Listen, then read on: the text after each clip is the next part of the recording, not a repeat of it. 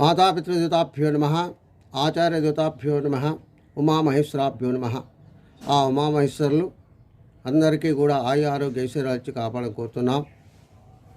తిరువూరు శేషమనేంద్ర ఆశ్రమం నుండి ప్రతిరోజు కూడా గురువుల మాటగా ఒక మంచి మాట చెప్పుకుంటున్నాం. అదేవిధంగా ఈరోజు కూడా ఒక మంచి మాట చెప్పుకున్నాం. అది ఏమంటే వేమన పద్యాల్లోని ఒక మంచి పద్యాన్ని తీసుకుని చెప్తున్నాం, విశ్లేషణ చేసుకుందాం. అదేమనగా, చెప్పులోన రాయి చెవిలోన జోరీగా కంటిలోని నలుసు కాలిముళ్ళు ఇంటిలోని పోరు ఇంతింతగాదయా విశ్వధాభిరామ వినురవేమ అని చెప్పబడుతుంది.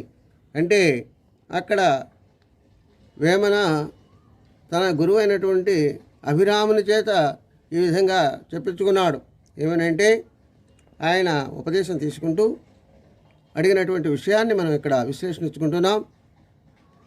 చెప్పులోన రాయి అంటే అది చెప్పు ఏంటి, ఒక మహామంత్రాన్ని నీవు చెప్పు.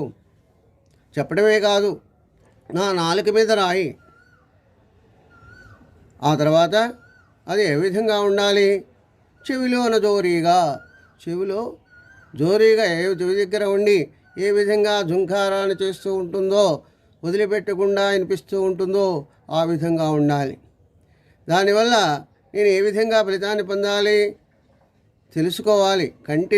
కంటి అంటే తెలుసుకోవటం. ఎంత నలుసు, కంటిలోన నలుసు అంటే విడిగా కంటిలో నలుసు పడితే ఎంత బాధపడతామో, ఎంత ఇదిగా ఉంటుందో, ఎంత వదిలిపెట్టకుండా ఉంటుందో, అదేవిధంగా నేను ఏ విషయాన్ని అయితే తెలుసుకున్నానో దాన్ని వదిలిపెట్టకుండా ఉండాలి. కాలిముళ్ళు, దానివల్ల నా కర్మలన్నీ పోవాలి, గాలిపోవాలి, భస్మైపోవాలి.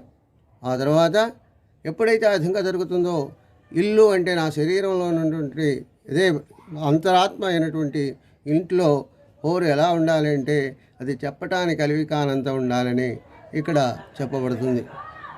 కాబట్టి సాధకుడు ఎప్పుడు కూడా అదేవిధంగా ఉంటూ ఆచరిస్తూ గురువు చెప్పినటువంటి మంత్రాన్ని తలుచుకుంటూ తను ముక్తి పొందాలని తెలియజేస్తున్నాం. స్వస్తి, సర్వే జనా సుఖినో భవంతు. ఓం శాంతి.